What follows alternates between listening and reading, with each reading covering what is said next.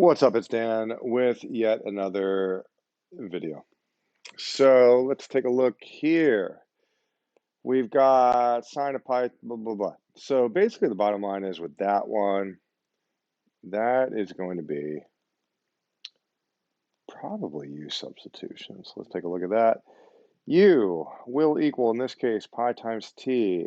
The derivative of that is literally just going to be pi dt. And if we were to solve for dt, it would be du over pi. So I think that is going to do it for us in the sense that that's all we have to do. So let's see, we're going to write sine u. Instead of dt, we're going to write du over pi. The pi is secretly 1 over pi, and that could go outside. And then we have the integral of sine u du. Now, according to our chart over here, the integral of sine is negative cosine. So that's going to be 1 over pi times negative cosine of u. It's really plus c. So cool. And it's substituting in the u, the thing for the u, is going to be a matter of writing, we can say negative 1 over pi cosine of pi t plus c. Now, if you're wondering, well, why didn't we distribute the 1 over pi times the c? Well, the reason for that is because c is just a catch-all variable representing some unknown constant. So if we were to distribute that, well, it would still just be an unknown constant. Okay, because remember, pi is a constant. 1 over pi is a constant. So if you multiply some constant times an unknown constant, well, it's still just going to be an unknown constant. So if you're wondering if I did distribute this, well, actually, sure. Yeah, sure. I distributed that. And it just becomes an unknown constant again. Okay. A known constant times an unknown constant will still end up being an unknown constant. So we might as well just continue to call it c. It doesn't matter. So that is the answer right there. This problem is a tricky one. I think it's helpful to rewrite it in a way that perhaps makes a little more sense what's going on. So this is sine of this angle, and this is cosine of this angle. And then we have d theta. So this is sort of a separate number that's out front. So there's really 3 numbers being multiplied together. There's this number times the sine times the cosine. And one is probably tempted to use substitution. It's often the case that, you could maybe say u is equal to 1 over theta and then take it from there. But the problem is that if you were to treat u as 1 over theta, well, first of all, that's theta to the negative 1, and then the derivative of that is just negative 1 times theta to the negative 2 d theta. And that's fine and everything. We would actually be able to cancel this thing out, but we would still have a sine cosine right next to each other. It would be a sine u times cosine u, but the problem is that there's nothing here that allows us to just simply take the derivative of sine u times cosine u, okay? Not in any obvious way, okay? These are the basic trig derivatives that a professor will often give his or her students, and I see no mention of sine, cosine next to each other. So there must be another way other than just treating 1 over theta as u. And one thing we could see for sure is that the derivative of sine is cosine. So if u was sine of whatever, then the derivative would be cosine.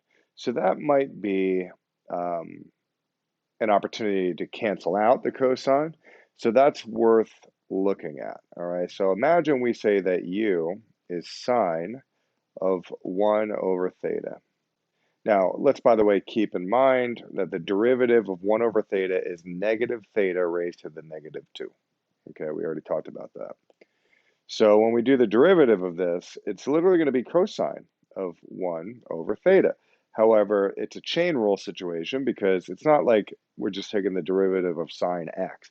We're taking the derivative of sine of this weird thing, okay? Anytime there's like a weird thing in there, well, you have to do the chain rule. You treat it normally in the beginning, you call it cosine of whatever it is, and then you have to do the additional task of multiplying the result by whatever the derivative of this thing is, the 1 over theta. And as discussed, the derivative of that is negative theta to the negative 2.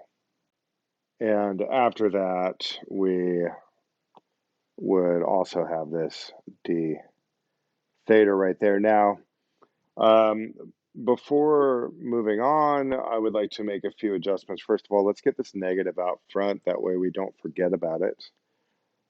So we're going to have negative cosine of 1 over theta. And also, I'd prefer to represent this as 1 over theta squared. I'll keep it in blue, actually. 1 over theta squared. And then we still have this d theta over here. Now, what is all this equal to? Well, it's du.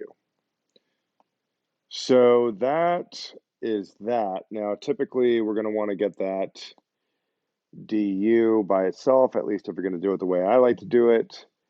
So let's kind of do this one step at a time. Obviously, we're going to have du up top. In order to get this by itself, we need to divide both sides by negative cosine of 1 over theta. So we could put the negative out front. It's going to be cosine of 1 over theta. We also have this 1 over theta squared, and if we were to get rid of that, well, we would have to divide both sides by this fraction, which is really the same thing as multiplying by the reciprocal of that fraction. So I'll even keep it in blue. It's going to be theta squared up top as a result. Now there's a 1 underneath too, but I don't really have to write that part.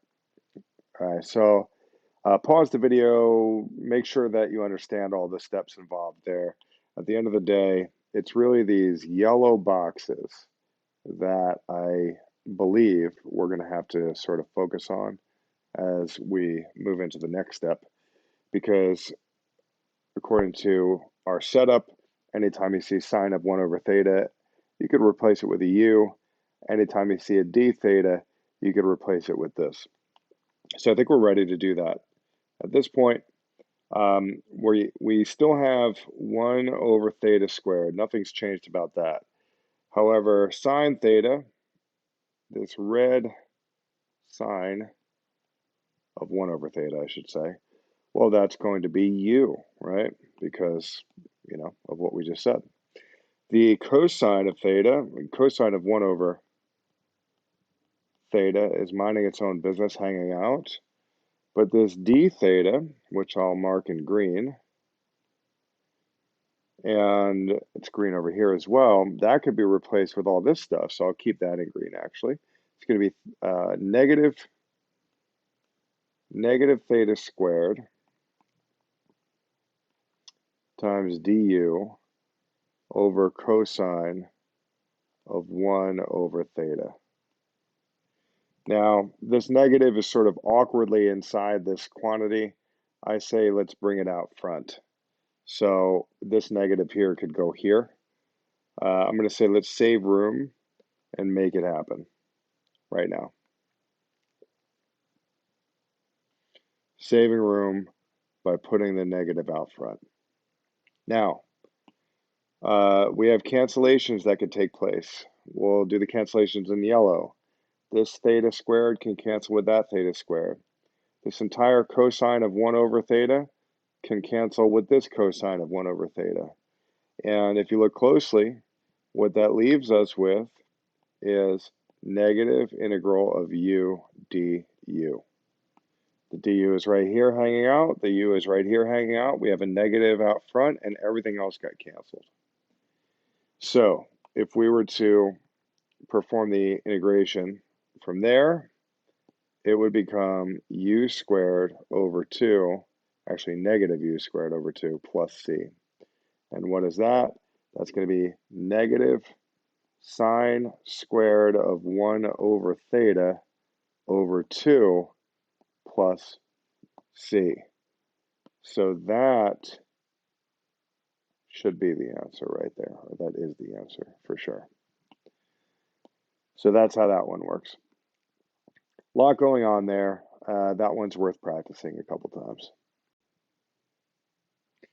Some students would look at this and assume that you have to multiply all this out and then apply the power rule. Now, the truth is that actually would work. However, as many students would probably see, this process of raising this to the fourth power would be tedious. All right, so there is very likely another way to go about it. Otherwise, the teacher would not have dropped this sort of unavoidably tedious situation on everybody. And the way to do that would be probably a matter of doing u substitution and treating 3x squared plus 4x as u, because I could already see that when you take the derivative of that, it's going to become 6x plus 4. And you could factor out a 2 in that case, and it would be 2 times 3x plus 2, which would cancel that. So sometimes with practice, you kind of get this foresight. Now, I understand, like, I have more experience, so, you know, I have that foresight. But I understand that most of you who do not have as much experience as me, yeah, you're probably going to have to do like trial and error. And then over time, you're going to start to see like several moves ahead, basically. So we have du is equal to this times, times dx. It actually is times dx. And similarly, or I should say that to take that further, as I was alluding to before, I mean, ultimately, this would be true as well, okay? Now, if we want to get this dx by itself, we would have to divide both sides by 2 times 3x plus 2. And that will equal dx. So the purple boxes are the key pieces of information we need for the next step. Apparently, anytime we see 3x squared plus 4x, we can replace it with a u. Anytime we see a dx, we can replace it with this. So let's give it a shot. When it comes to the integral, 3x plus 2 is just minding its own business. However, this could be u to the fourth now. It's u to the fourth. And instead of dx, I can now write this whole thing, which is du over 2 times 3x plus 2. Now, I think many of you can already see green cancellation, green cancellation. Now, we do have a 2 in the denominator, which implies that there's a 1 above it. So really, it's a 1/2 happening, which means that we could take out a 1/2, and we would have u to the fourth du. So that's good to know.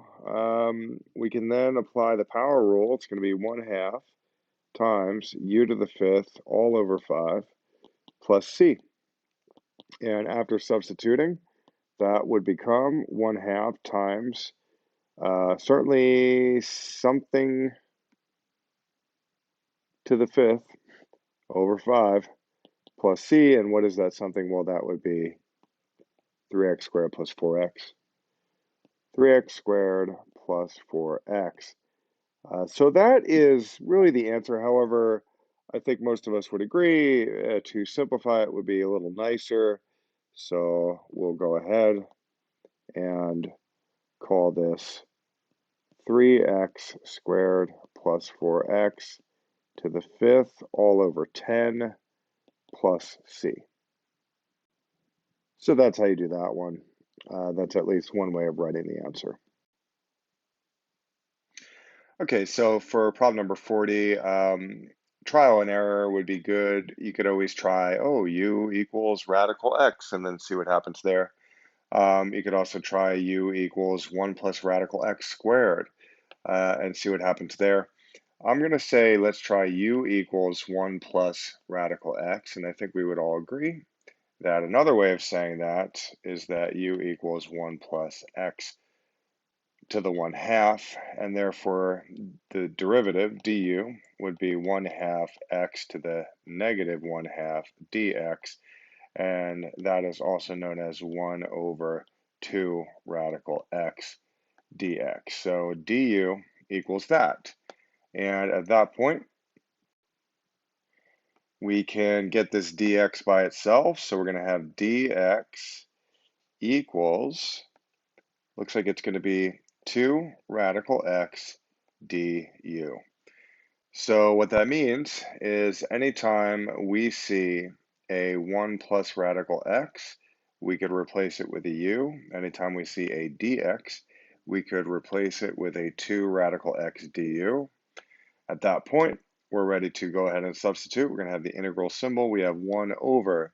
The radical x is still there, just minding its own business. However, we do have a u squared. And instead of a dx, we're going to write all this stuff. That's 2 radical x du. Now you might be wondering, well, I see u's, but I also see x's, and I thought that's a problem. Well, it is a problem. But the good news is these radical x's cancel. We do have this sort of extra 2, but that 2 could go on the outside. And I'm going to say, let's go ahead and put it on the outside now. So it's 2 on the outside, and then we have 1 over u squared du. And another way of saying that is we have 2 times u to the negative half and du. And at that point, we're ready to perform the integration. That would be to set it equal to 2 times, in this case, it would be u to the negative 1 over negative 1 plus c. So there we go. And I'm going to simplify that a little bit more before I even substitute 1 plus radical x back in. We're going to simplify it a little bit more to actually have the negative out front. I think that's going to be a little better. And also, let's actually put the u underneath. Why not?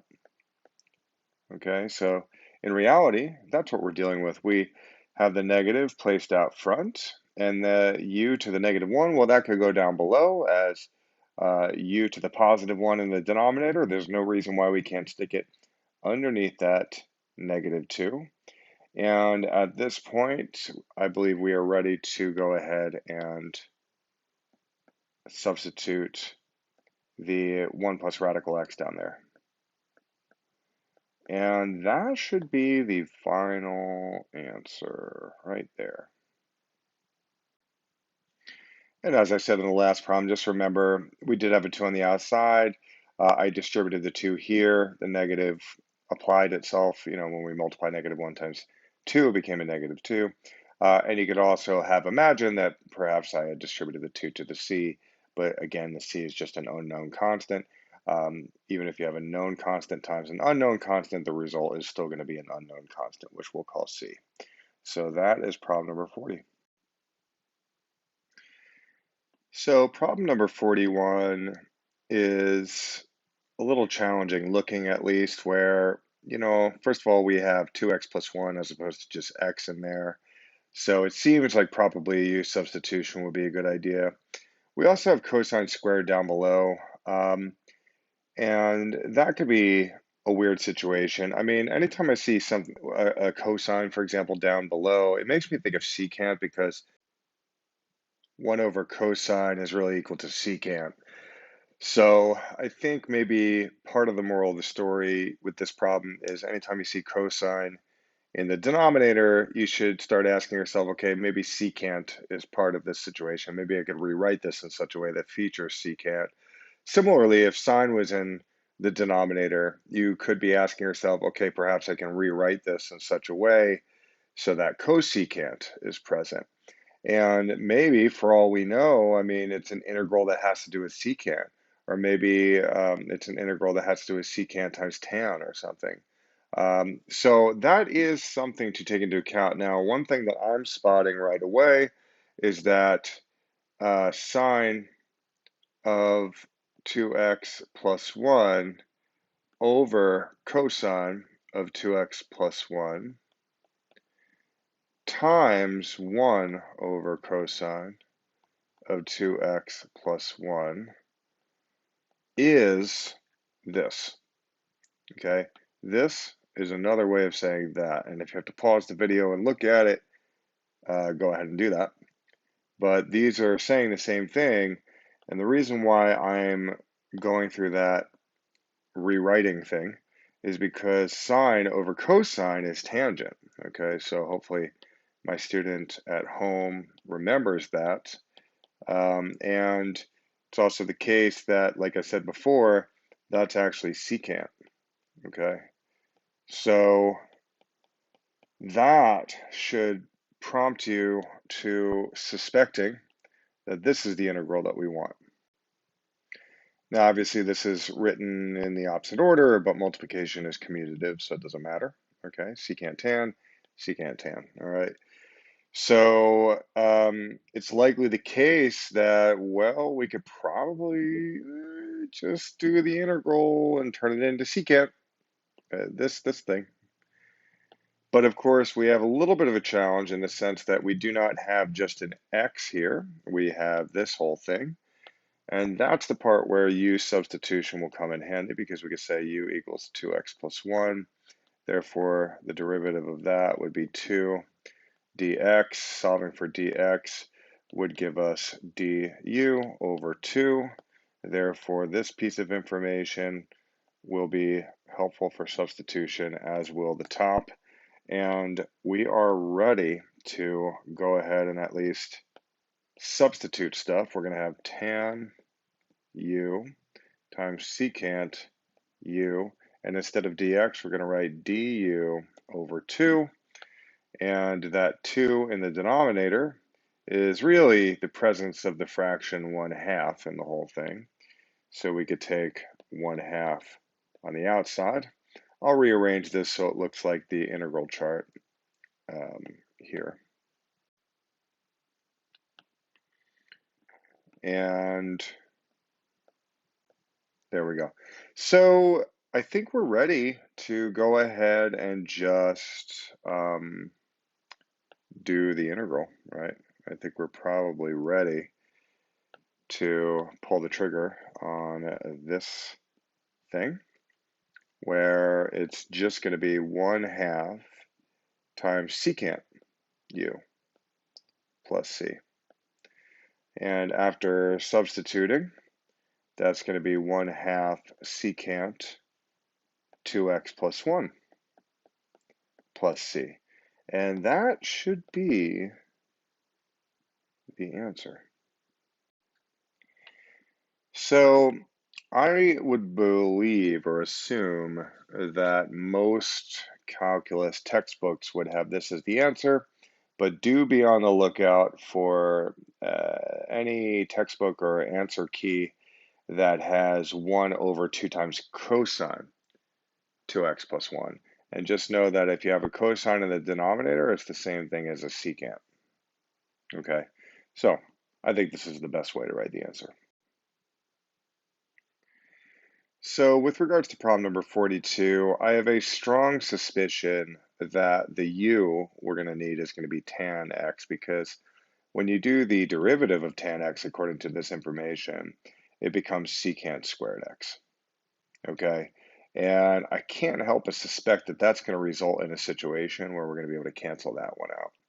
So let's try u equals tan x, and then the derivative of that would be secant squared x dx.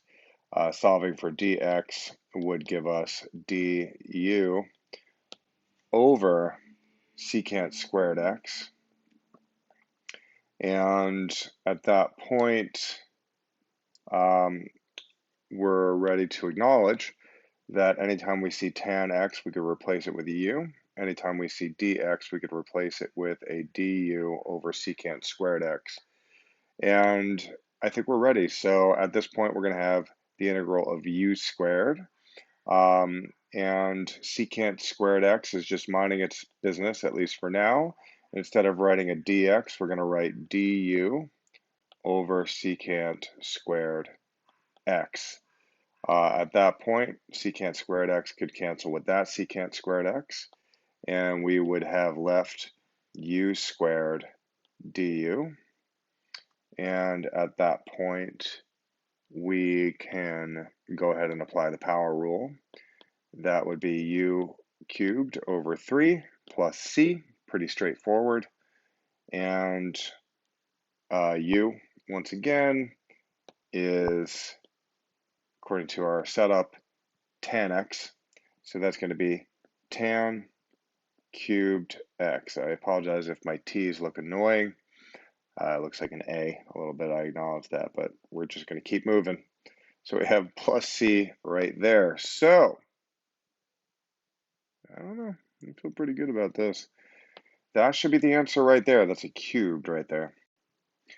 And with regards to how the answer could be written, I don't have a problem with it being written this way. However, it could be written as 1/3 off to the side like that. So that's another way too. In fact, actually, that's kind of nicer. I have to admit, it's nicer when it's written like this because it's sort of clear that, oh, it's a coefficient.